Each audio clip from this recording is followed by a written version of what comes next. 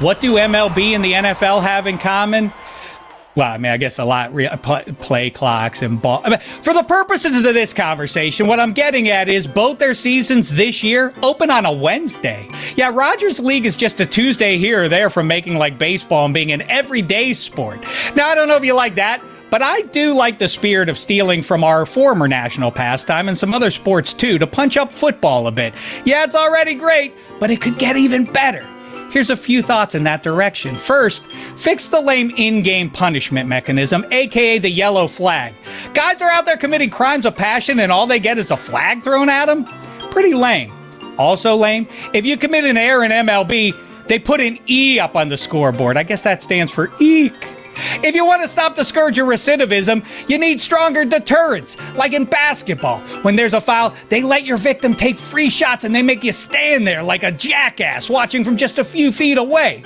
Maybe even better, the NHL has a whole box for its rules violators. What Ned and that other guy in Pulp Fiction did with the gimp, hockey refs do to jerks in skates. So in football, where guys have to sit in a blue tent if they get bonked on the head, it'd only be justice for the guy who did the bonking to have to go sit in a shame tent and make sure it's see-through.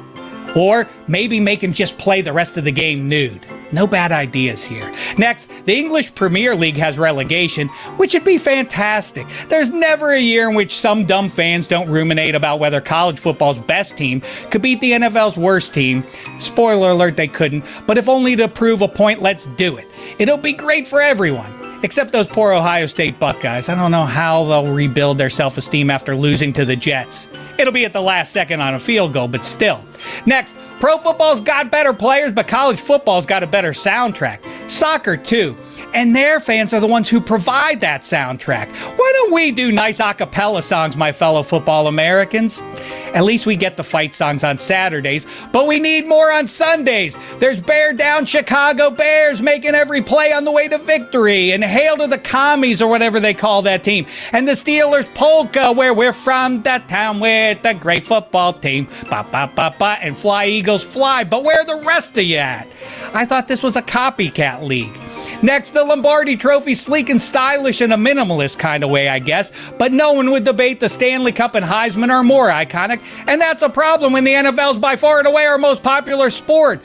Why do we know who won the Heisman a decade ago, but not the NFL MVP? The cool trophy with the cool name, that's why. The NFL needs to do that. Pick your enduring legend. I'd say Walter Payton, but he's already got a really cool trophy. Tom Brady, maybe? Could make it deflatable? I don't know. Let me know what you think. Next, pretty much every other professional sport has a minor league system, so pro football should have one of its own. And wouldn't you know it, the CFL's just sitting there. Serendipity. Now, please don't confuse me with the crazy old guy who wants to take over the whole country, but I do think both sides of the border would ultimately be happier, and despite the short-term ego blow, I know the Canadian League would ultimately be way more relevant. Come on aboard, Rough Riders. You too, Rough Riders. Can't you see? It's not that football's not already great, it's that we have a chance to make it even better. Oh, and one more thing in that regard. If baseball managers have to wear their full uniform, then NFL head coaches should have to suit up too. Show some solidarity, fellas. Let's start the show.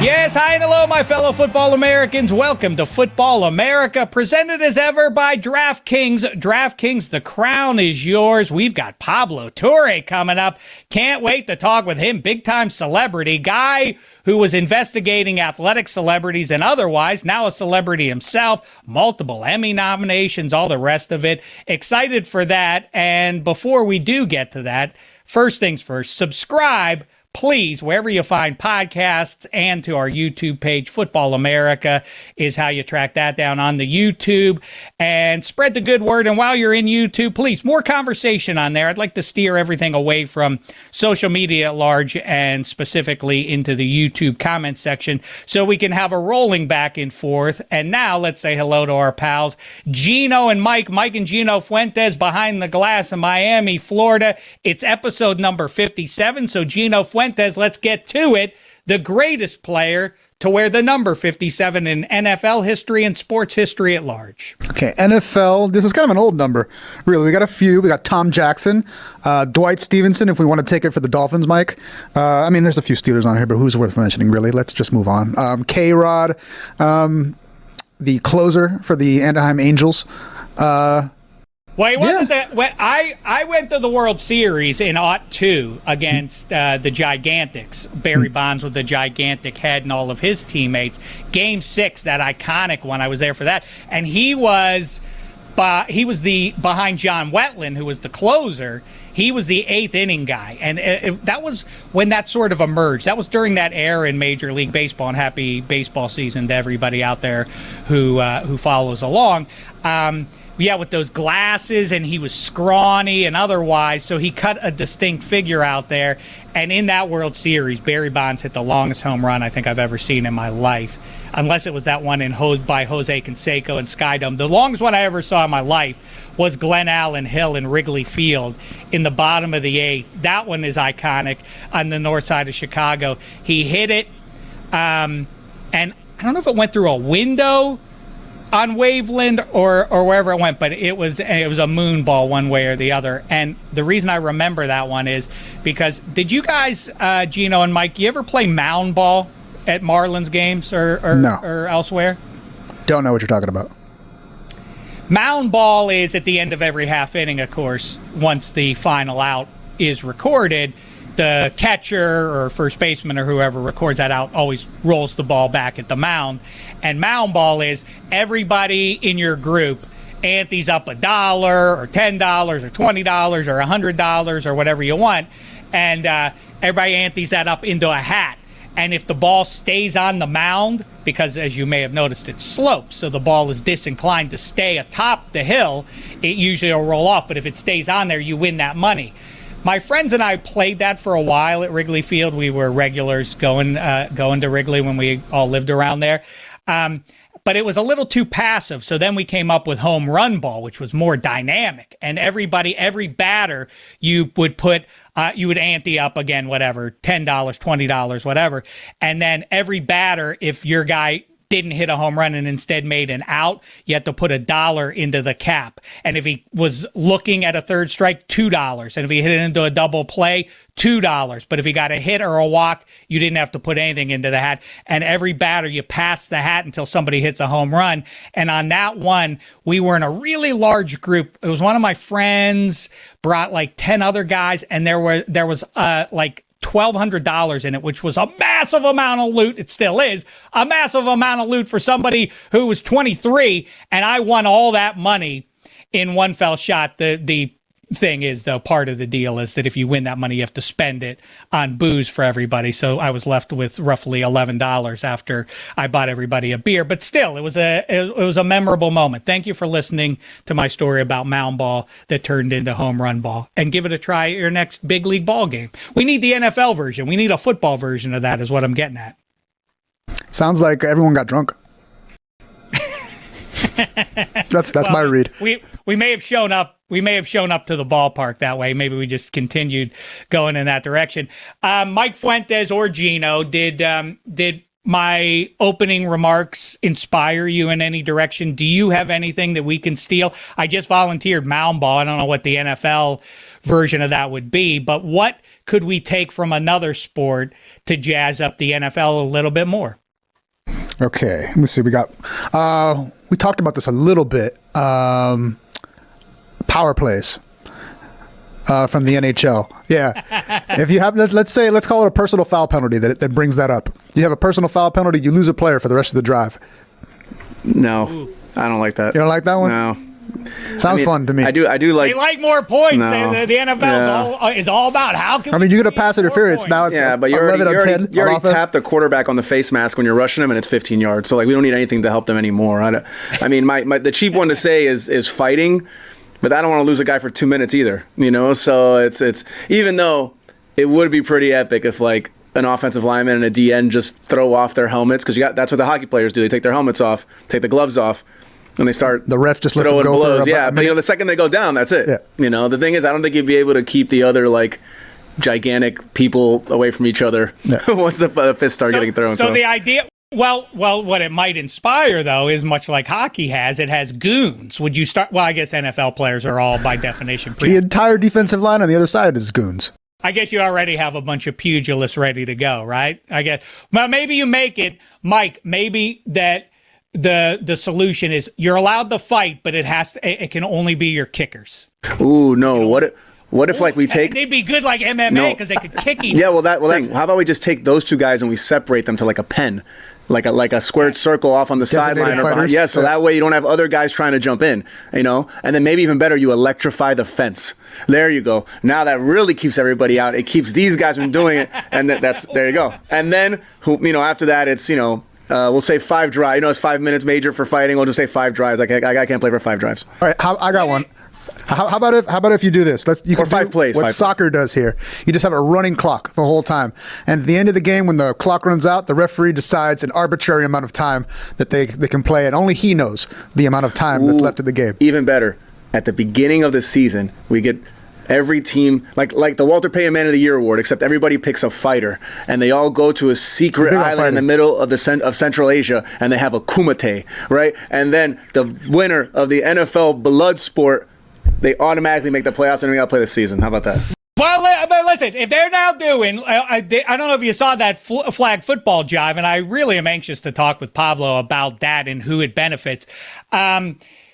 If they can now, and the league has signed off on them running around out there, and they literally were getting knocked down to the ground and everything, you couldn't do the old superstars competition, a decathlon of actually popular sports like a 50-yard dash and closest to the pin, and I've long wanted to do this with my friends. I just am too lazy to actually organize it, but they used to have on TV the superstars competition. There was an obstacle course and a bike race and everything else.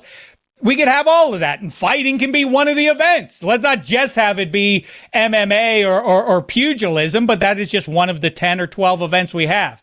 Just a little powwow here, and look at how we've just improved football. I hope Roger Goodell, I trust Roger Goodell, is listening. Before we get to Pablo, a couple other things I've been thinking about.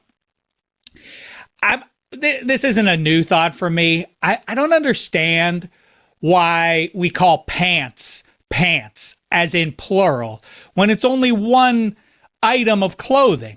I understand there are 2 pant legs, but you get the pluralization when you say 2 pant legs, much as you do when you say 2 shirt sleeves. They're shirt sleeves because there are 2 of them, but it's a shirt. You understand? Why isn't, give me my pant. I want my pant. I need to put on my pants so I can go. Why would I put on pants? That implies I'm putting on 2 things, doesn't it? And when you pull on your pants, what do they cover up? They cover up your butt. So if we're going to pluralize what's covering your butt, why aren't we pluralizing butt? Well, why technically, they also cover up your balls, all right, which is plural. So you chose to go butt there. There are 2 of those, and that's my point. But there's 2 butt cheeks as well. There are 2 butts. 2 butt cheeks and 2 balls. It's one butt. And so, but I think we accept as a society, and we did long ago, that your butt is your butt, but in fact, there are really 2 of them. They're side by side. They're 2 friends. No, the 2 cheeks make a butt, just like the 2 balls correct. make a sack. Make a ball sack, correct. Yes. And the sack is 1, but you need 2 balls to fill the sack. Okay, well then how come 2 pant legs don't make a pant? Yeah, you ever think about that? And no, I don't. I'd never thought about that actually. Yeah. Actually, balls equal nuts, but I'm not talking about those kind of nuts. Another thing I was thinking about the other day, because I enjoy nuts, the kind that you eat, and I enjoy the deluxe pack. Except what I don't like is the sucker nut, the big one. I forget what it's called. Every time I ever think about it, sucker nut. I don't want to honor it by knowing its real name, but it's the big one, and it consumes like 2/3 of the can of nuts, and they call them deluxe nuts. And you think like, "Ooh, I'm fancy. I'm going to get those because it has pistachios and cashews and almonds along with peanuts." But it also comes with that gigantic, that big sucker nut in there that nobody wants. It has no taste.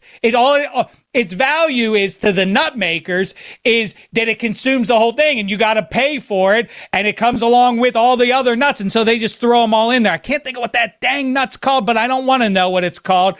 But I'm not going to eat them. But anyway, whether you're eating the deluxe nuts or you're eating peanuts or almonds or cashews or shame the devil, the sucker nut, what they have in common is they're all a snack item, but they're the worst snack item, bar none, to eat with a sandwich. How say you, right? Like, is it really properly a snack item if it can't ride shotgun with your sandwich?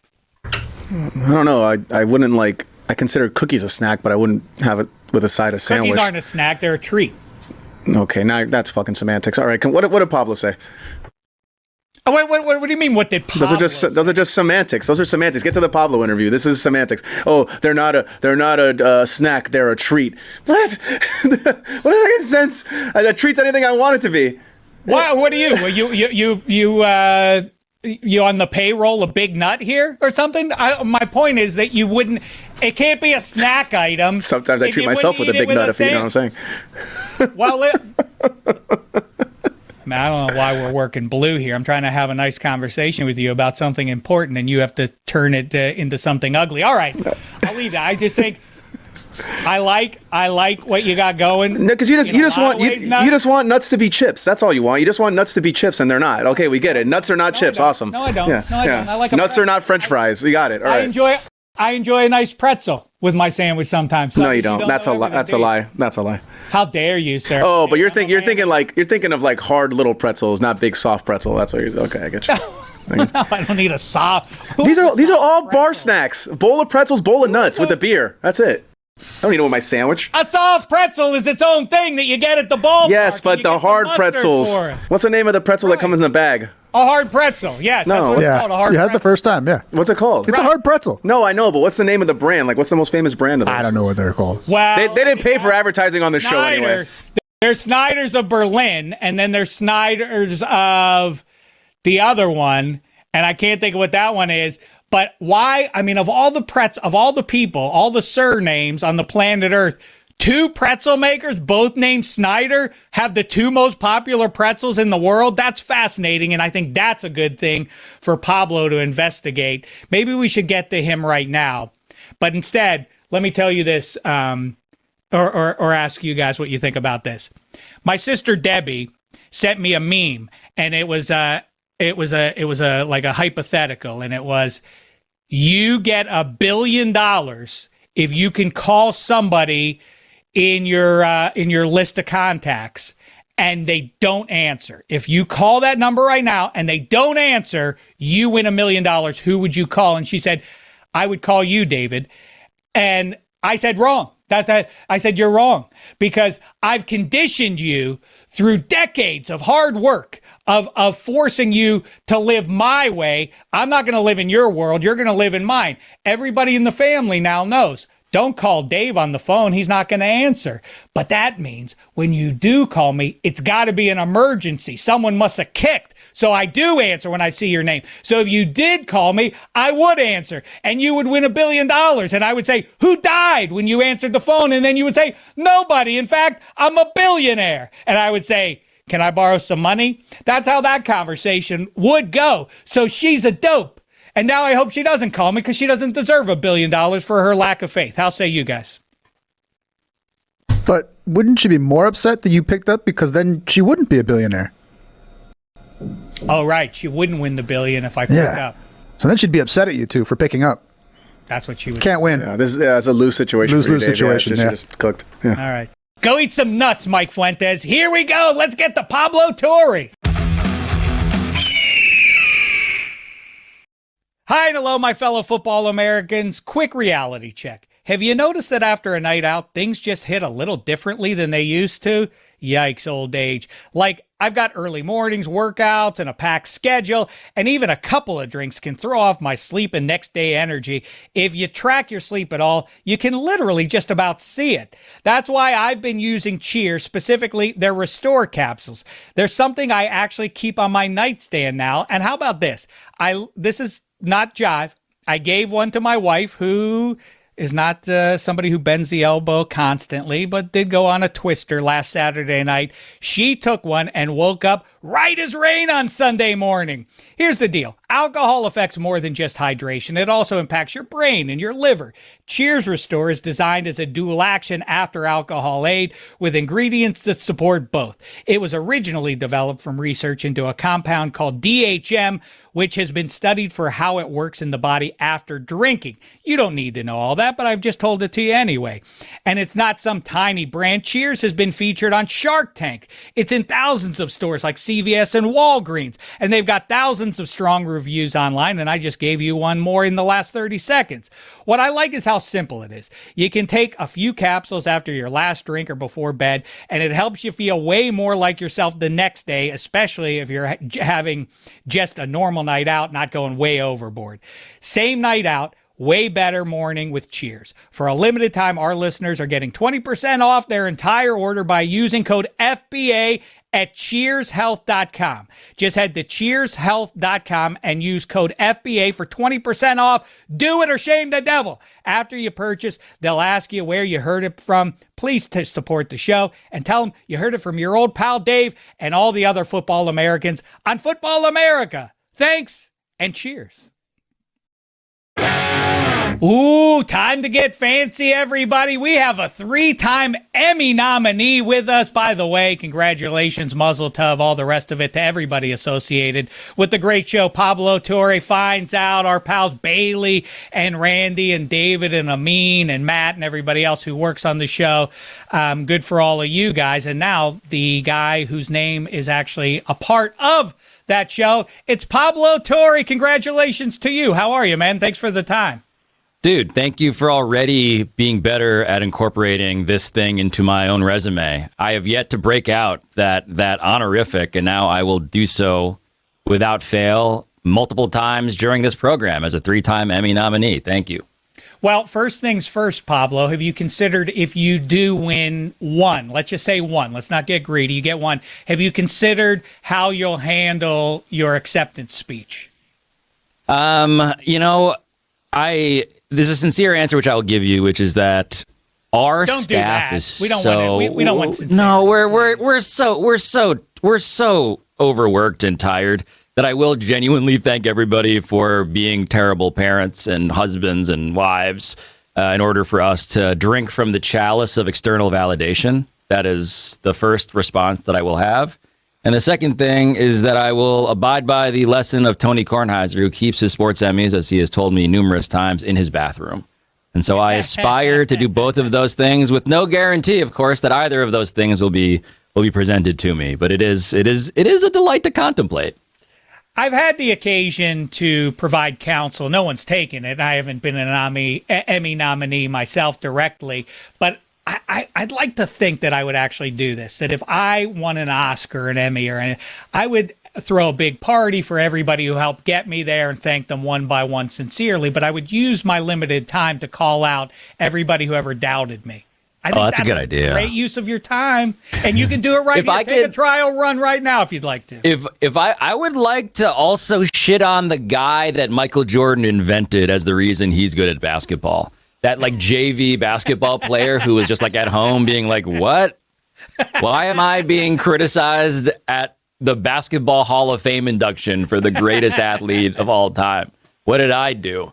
I need to invent someone. So I can be mad at them. And then in a turn of events that is surprising to everybody, start weeping and become immortalized as a meme. I need to do these things in the honor of the greatest to ever do it. You have a little bit of time to get your ducks in a row. This is good workshopping, though. Yeah. I mean, you're talking with senators about prediction markets now on the show. It was a banner episode, or in fact, series about the NFLPA ongoing. The 18-week schedule seems like it's all but a certainty, and sooner rather than later. All the other great work. As we jump into that, though, I mentioned at the top of the show, I feel like your work has coincidentally or ironically propelled you into being a celebrity yourself. You're talking to all the big shots, and now you're one yourself. So I think it warrants treating you that way. If you remember inside the actor studio, James Lipton used to wrap it up with that questionnaire from Bernard Pivot. I think I'm going to give Pablo the Bernard Pivot questionnaire right now. Do you have a stack? You don't have any blue index cards, though, mercifully. No. You don't have like the Liptonian just like stack. This voice limits my ability to do impressions. I wish I could do a James Lipton, but I'm not going to even try it here. Pablo. You're the best. What's your favorite word? God. You know, my favorite word, Dave, is journalism. And allow me to gag on my own vomit by embodying the parody of myself that I have become. I mean, I'll give you a word that I do think of in times like this. I'm in New York. You're not. And the word apricity. The word apricity refers to the warmth of sun in winter. Walking around. You remember what it was like on the East Coast? It's cold, it's brutal. It's character building, actually. And then the sun will peek out, and a ray of sunshine will catch your face. And despite the frigidity, you will think to yourself, apricity. Warmth possible despite all of these horrific conditions. And that's what it's like to do journalism. And Sorry. You didn't even have to check one of your extra cell phones that you keep in front of you, even while you're doing shows and otherwise, like real journalists these days do. Apricity. I like that one quite a bit. What's your least favorite word? Oh, gosh. Oh,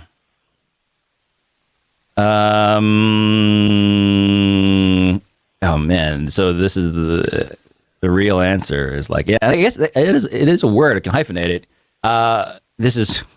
My staff, I've become a tiger parent to my staff, meaning that I am the immigrant parent who abuses them if we don't get an A.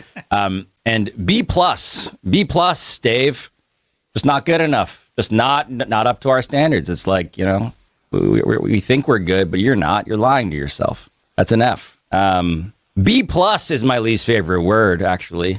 Thank you for asking. Wow. Motivational. I love it. This also makes me think that if James Lipton were doing this, your answers are too long for the end of show. This is bad. Questionnaire. This is going poorly. If you were an actor and I were James Lipton, we would not even have time left over to discuss why you got into the craft of acting. Like, you know, Bobby De Niro, you know, was I nervous when I met Robert De Niro? Sure I was. But, you know, Bob is such a generous partner doing scene work. It's why I got in, you know, like, but we're not going to have time for any of that. Very quickly, we just had a little debate here and it got sideways before you joined us. Mike Fuentes said that his favorite snack is a cookie, but a cookie's not a snack. When did I say my favorite snack was a cookie? I never said that. I never said it was I never said it was favorite. I said you don't have cookies with a sandwich. That's all I said. You don't eat cookies with a sandwich. That's all I said. Well, nobody in the history of the world has had a Philadelphia cheesesteak with a side of cookies. No one does that. But I said that you can't. But I said nuts are a snack food, but they can't ride shotgun with a sandwich. What does that have to do with anything? Properly.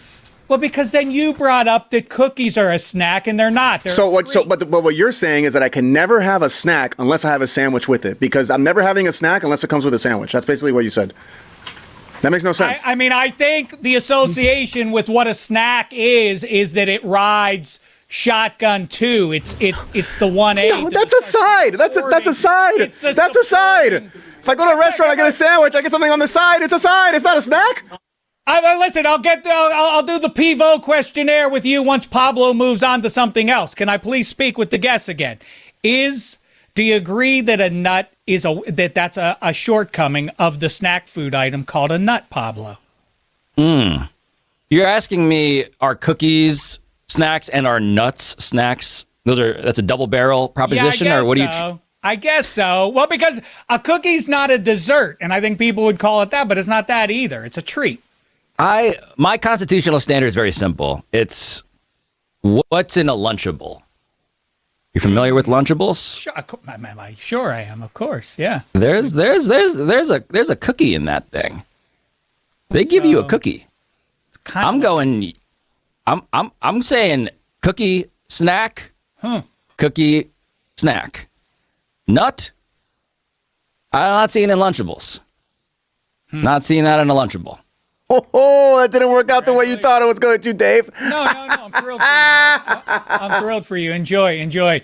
Hey, Pablo, here's a thing I've noticed is that everybody, if they are on the wrong side of some of your investigations, or they're supporters of teams or individuals or otherwise, it seems like I see on your social media feed a lot of people coming at you like you hate sports. And I'm sure that's not the case because it also bleeds through in almost every conversation that I hear you have. And they're always recorded. It's not like I'm eavesdropping on your private conversations, just to make that Wouldn't clear. be alone. It seems like it seems to me that you don't just enjoy sports, but you are in fact a diehard sports fan. True? It's funny for this to be my PR challenge. Do I love sports enough? Guy who's only professionally worked in sports. It'd be a very funny bit of self-loathing if I hated sports, but immediately only did sports for money. Yeah, man. Like look, my origin story as a human, in all of the ways that I guess are increasingly a thing that I should take pride in. Like, yeah, I was like radicalized by like the '92 Dream Team. David Stern is responsible on some level. Like his psyop worked. I grew up writing down statistics into little notebooks. I grew up learning about the Dream Team as if they were superheroes. I grew up a sad parallel fan of the New York Knicks, while also weirdly having that whole thing of like, I do think Michael Jordan is Superman, though. I'm wearing my, it's opening. I mean, the Yankees blew out the Giants. I am wearing my Yankees jersey right now. It's my 55 Matsui, because we're also doing an investigation into him, which I should not spoil any further. But like, I love the New York Yankees despite it all. Yeah, I don't know how to credibly convince people who wonder whether I really like sports. I don't know how to do that without showing them like the actual cardboard boxes in my parents' apartment of all of the cards I've collected, which are, again, pathetic, but real. Very, very, very real. So yeah, I think that's fantastic. And I'm at pretty much at the other end of the spectrum, which is people challenge whether or not I know anything because I like to jag around and I'm such a homer. But I think the conclusion is the same. What I think and what I want are two different things. As long as you can figure out where that line is, I think you're in good shape. Yes, my heart would love for certain events to happen on the fields of play. Doesn't mean I think they're going to happen. Look, my thing as a matter of can you love something but also criticize it and investigate it and make the people who do it hate you is I don't want to go like you need me on that wall here, but just generally I just have felt more like a guy who believes in the sappy motivational speech a coach gives in a locker room as time has gone on. I am like, yes, sports should be a place where like fair play matters and the rules matter and I don't know. It's just like, yeah, I actually do feel that now. And so my version of sports that I love is a different burden from yours. I am the guy who's like, can we just get it to be the version of sports where people aren't like corrupting it and therefore ruining my childhood retroactively? I would to not have wasted all of this time. That's great. And by the way, that would be an interesting investigation. At what point in recorded history did motivational speeches in the locker rooms largely stop working, because that's a 20th century method. And Bill Belichick, do your job, just listen to what I'm telling you, don't go outside anything that I'm telling you, just do this one thing for 60 minutes and we'll win. That's the winning message. The Marty Schottenheimers of the world, like, there's a gleam, man. This is your one opportunity, and for the rest of your life, you'll treasure this moment if you get it right. Too much pressure, coach. We already know the stakes, man. Now you're making me feel the weight of the world. What do you mean the inches we need are everywhere around us? What do you mean? You got plenty. You want more inches?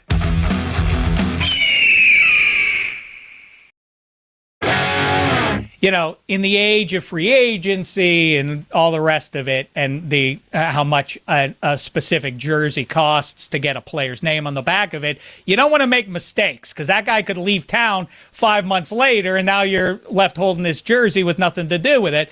So let's say you're on a tight budget. You can only get 1 or 2 or 3 of the best New York specific jerseys. Which are the ones that you want as a New York City sports fan? And I will also ask you to name the 1, 2, 3 that you definitely don't want. This is probably the biggest, by definition, the biggest list available to any sports town is New York City.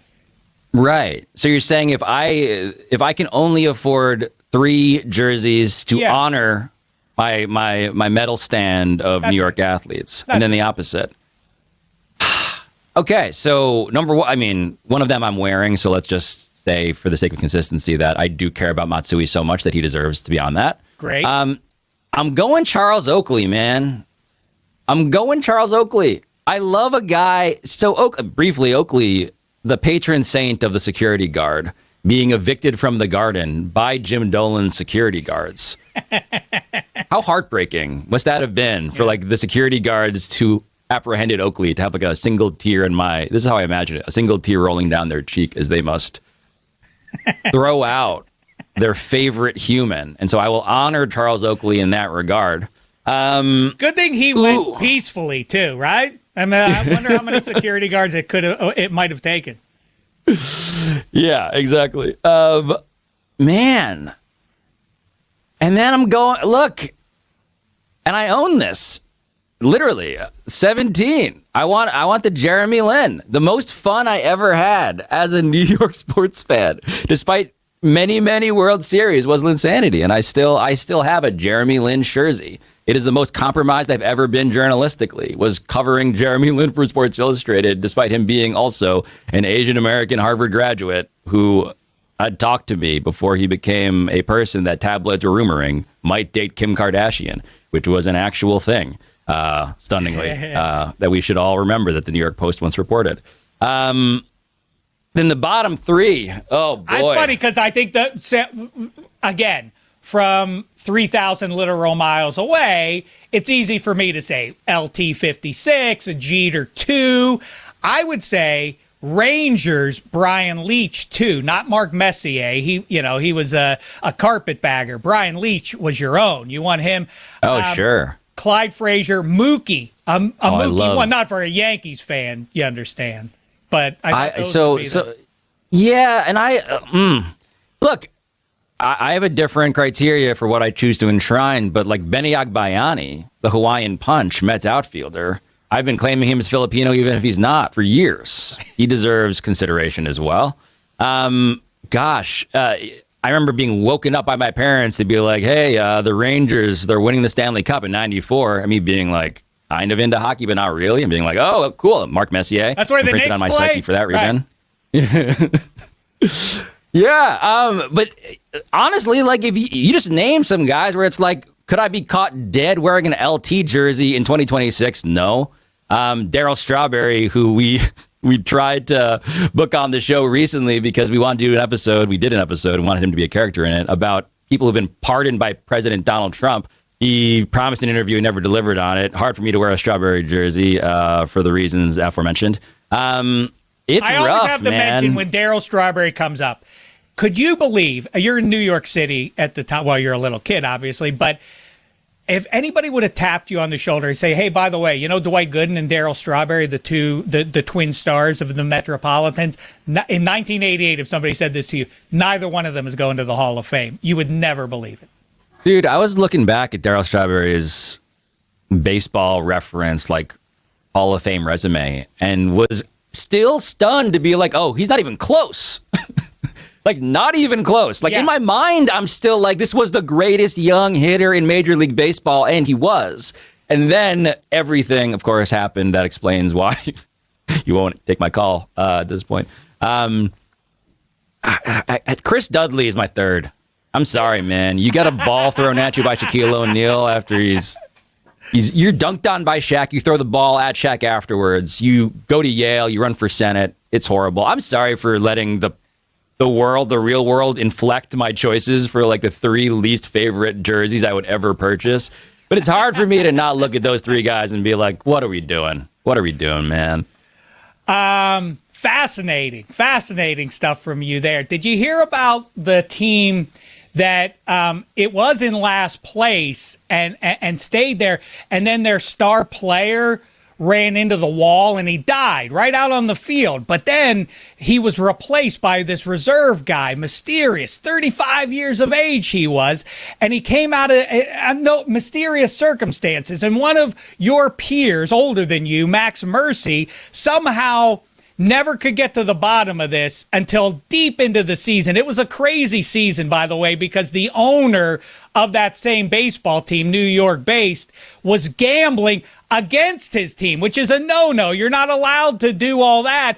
And by the way, I should mention, it turns out once Mercy did get to the bottom of this scandal, that the guy who came from nowhere actually got shot by a random woman who didn't like athletes for some reason, and so she shot him. Do you know about this? Would you wear a Hobbs number 9? Yeah, I was gonna say, I feel like Roy Hobbs is a person I would have investigated if I was around. Yes. Story doesn't quite add up. How natural are you, sir? That's right. I have like, let's talk about Wonder Boy. Let's talk about it. Can we get some tests? Let's test that wood. Wonder Boy cracks in the critical moment, as I don't have to tell you, and then he says, go pick me out a winner, Billy or Tommy or Billy, Tommy, Billy, Johnny, Jimmy, go pick me out a winner. And the kid goes over, grabs the Savoy Special. We're allowed to do that in the bottom of the 9th? You're allowed to just go grab a bat and then throw it in there? The ump has no questions about this? Just as there was literally a character in Deflategate whose name internally with the Patriots was it was the Deflator. So too is that kid. Like that's okay. Sure. Let's not ask questions about what he's up to. The Savoy Special. That's the home run bat. Priceless. Another movie, I was thinking about some of these things that would be fictional sports stuff, but that would be great Pablo investigations, would be, did you see the game the other night with the star receiver? He made his 9th catch of the game in the end zone to essentially seal the game before the nation. But when he caught the ball, he got knocked cold on the field.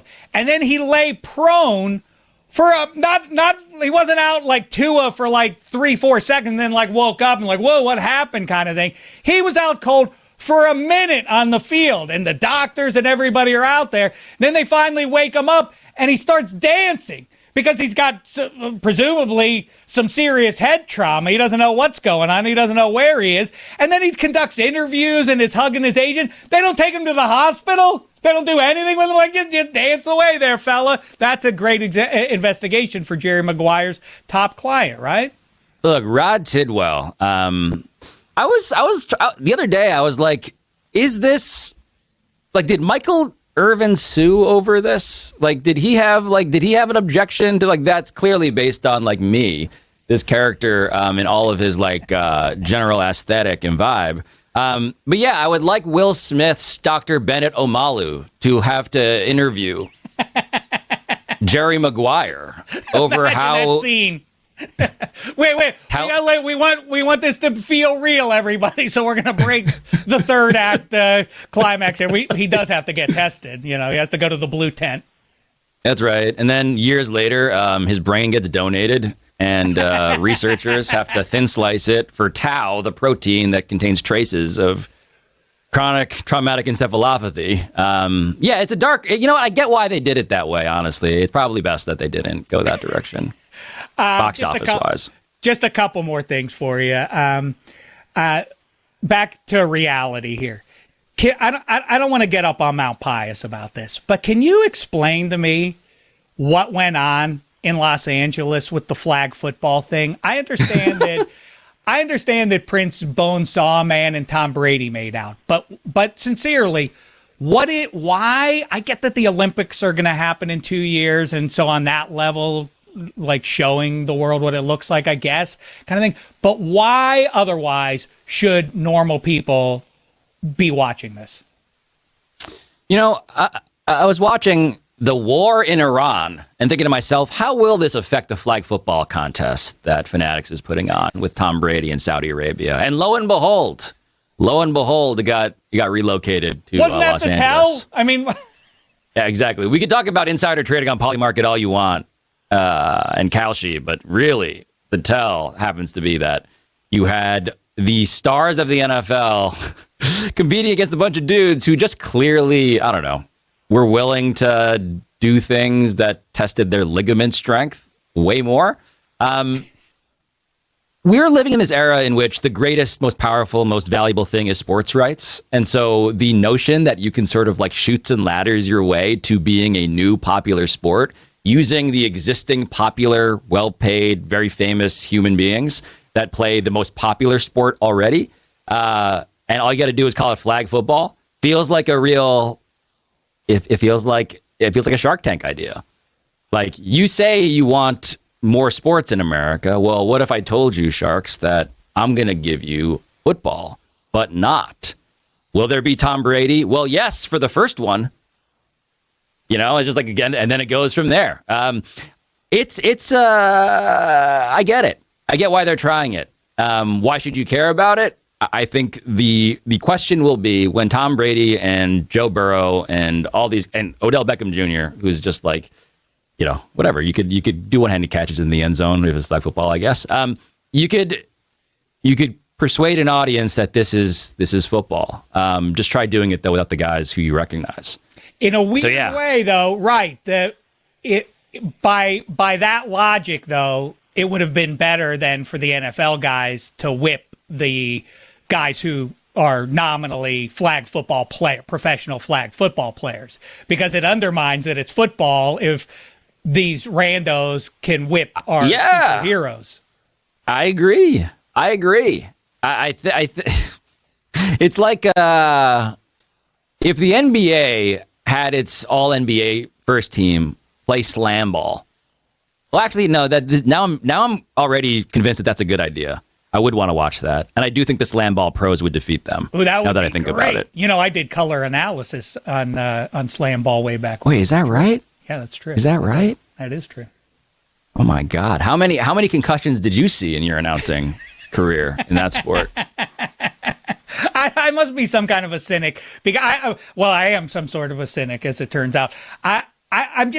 I don't know if I'm going to be on the front line of flag football. I'm going to have to wait 18 months and see how it goes before I buy in. Time is precious. Speaking of which, only a couple more here for you. What would happen for real, from as far as you can tell? What would happen if Spain and let's say Brazil or maybe Mexico or some combo of those just said, we're not coming to the World Cup. We don't like the looks of things there. We're making a statement here. We are actually concerned about our athletes, or rather we're, esprit de corps. We're not showing up because of the way you're treating brown people around the globe. What would happen? I mean, look at the group that the United States got that was not accidentally, I think, engineered by FIFA. We would so immediately in the United States, at the direction of the most powerful people in our country, immediately not give a shit and proclaim that we were, in fact, the one true champions, if that's the way it would have to go. Oh, so it would. So you think it would bend to the U.S.'s? What great POV. news! What great news! The actual good teams are. I mean, again, I'm not saying that they did the war in Iran to move flag football to L.A. I'm not saying that ICE is killing American citizens so that we could discourage other actual powers in soccer to not show up to the World Cup. I'm just saying a bit of a convenient outcome. For the U.S. and A, you know. It really does seem, though, maybe you're right. I mean, it feels to me like they have actual leverage and could actually change, you know, what's happening politically by making threats like that. That would be such a black eye. Or maybe you're right. Speaking of powerful institutions against individuals, the Baltimore Ravens did what they did with Trey Hendrickson, and it stinks, and everybody knows what happened, and everybody just kind of toes the line. But so long as we're going to allow it to happen, and you're going to accept bogus, easy to see through excuses, what's to stop someone like Malik Willis serving as this generation's Kurt Flood and saying, well, things have changed in Miami since I signed there. Yeah, that deal, I was sold a bad bill of goods there, so I don't have to go there. I'm reopening my free agency. Yeah, I like the era of backsies that sports has entered into. You thought it was no backsies. Surprise. It's backsies. Like, I the whole thing around how do you get out of this, you know, it's the medical tent, but in a contractual sense. Like, what's happening on those tests? What are you seeing? Who gets to pull the trigger based on that? Why can't the player medically test the owner and be like, whoa, you have problems with my degenerative knee condition. I just ran a DNA test on you, and you carry the biomarker for Alzheimer's. What the hell? I have to work for you now? That's exactly. I mean, but for real, like, hey, GM, like, you know, I think your process of building a football team seems degenerative, or at least kicking it down the road by a year.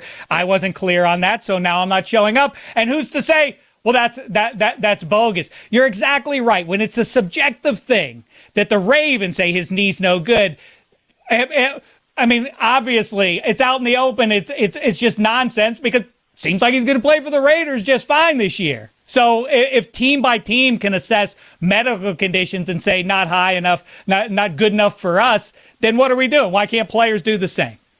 I think that we're as much as we just attempted to be like a better advocate for labor rights than perhaps the actual NFLPA at this moment. As much as we just tried to do that, I do think this probably just directionally brings us to yet another televised special. Like, it's not the combine, but it's just like medical tests. Like, we're now going to watch the scope of Max Crosby's knee. It's going to be a subscription product on ESPN Plus. You can pay for it. And I demand to see those MRIs. And now I can get them for the low price of $9.99 a month, in addition to my, regular NFL premium package. Ooh, scored with some of that great NFL film Sam Spence era music. Da-na, da-na-na, as the probe is going through the knee. Oh, this is going to be great. That's right. You're gonna get Rich Eisen also getting like one of those those snake cameras entered into his body in solidarity as the guy who's running For the charity. 40, like the players. Yeah, exactly.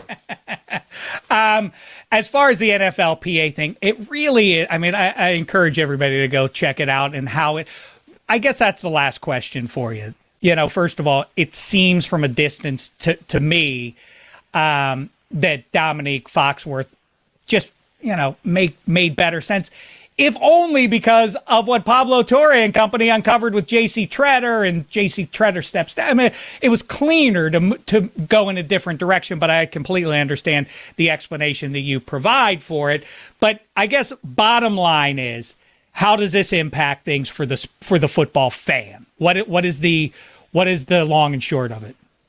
Yeah. So my main political position in sports and in politics is competition is good. It is, if you have a really powerful entity that just gets to decide whatever it is that they want and they can make it happen because there is no competition, there's no countervailing force, the product you get is worse. Think about it in every realm of your life. You don't want to just buy one thing that only one company can sell you. You'd like competition to create pressure to make that really good. And the NFL, of course, which is itself the one distributor of NFL games, the only competition provided is really from the players' union.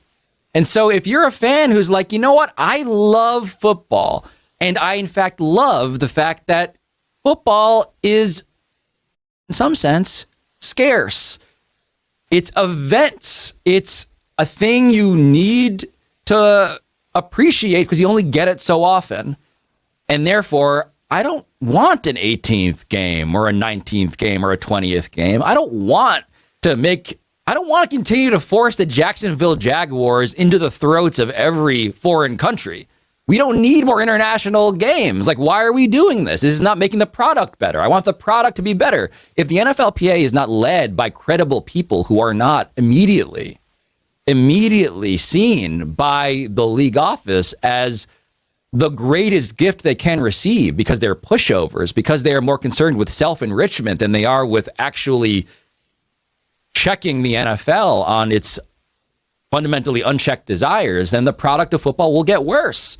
And the thing about the NFLPA, I can just summarize it very simply. The last regime was the most corrupt regime, I think, in the history of sports unions, let alone the NFLPA.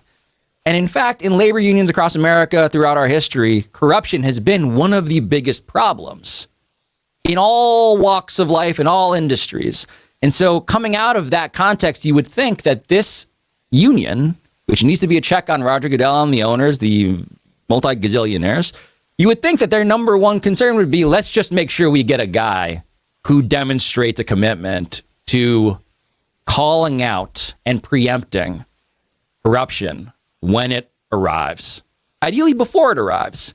Instead, they got in J.C. Tretter, the guy who installed the most corrupt executive director in the history of sports unions, and then sat as his number two under a new created job and watched all of this happen and didn't resign until after that guy was forced to resign. And so you went the opposite way with the corruption problem. And therefore, the product of football degrades because no one believes you're credible at checking your own institution's self-interest. Wow. The scarcity argument, I definitely believe in, to go back to the first point you made there, death is the mother of beauty and all that. The thing that makes it tough, except that all the other player unions seem to do a better job of it pretty consistently. And this includes going back to Gene Upshaw, not to take shots at people now sure. Pretty far down the line. But, it's pretty consistent how lousy the NFLPA has been. And there is something to that, but it should exist more in all sports.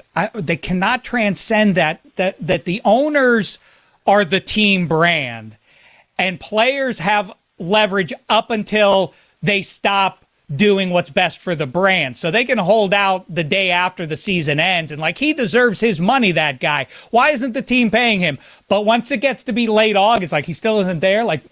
Man, he's going to make our team not as good for these next 3 months. That's the ultimate leverage. But a guy who is already aligned with the owners is never going to fill in that gap. It just is so obvious to me that what it does is mirror so much of what we see in American politics the last few years. Yeah, look, it's a blowout. It's a historical blowout that continues to go on and on and on. And if you talk to Dominique or talk to anybody who really has studied unions and is a true believer in the premise of them, in brief, the only thing you can really do is credibly threaten to organize your workforce to not work. That's the real check on these owners, on the league office. And if the owners don't believe you, then you got no shot. And so, if nothing else, the league, Roger Goodell, these owners, who I want to be checked so that the product can be better, they're looking at the NFLPA and they are laughing because this league is watching its only check effectively eat itself. And in that regard, it's like, yeah, good luck organizing you guys to sacrifice anything because self-interest seems to be the number one goal at the very top. Well, magnificent stuff. Congratulations again on the multiple Emmy nominations. Hopefully now you'll go on your way and start figuring out an acceptance speech. 3 shots at it. I hope you get one, like you call out everybody who tried to hold you back over your rise and all the rest of it. But in the meantime, thank you very much for the time, Pablo, and congratulations again. I genuinely fear now that I'm going to get slam ball dunked on 3 times. And I will think of your face. I will think of you announcing it as it happens. Thank you. I said that's where I came up with the phrase. It's 3 words for that dunk. Ooh, la, and la. That was that's why Dave is not currently doing color analysis on any sports. You know what I found out today? What I found out today is why slam ball died. Thanks, Dave. This guy right here, everybody. Thanks, Pablo. Thank you. All right, there goes Pablo Torre. Obviously, I'm sure you already are, but if you aren't somehow, make sure you are following Pablo Torre Finds Out wherever you find podcasts and on YouTube. And do the same for your pals here at Football America. We'll talk to you in a few days. Until then, thanks so much, my fellow Football Americans. It's been a thin slice of heaven.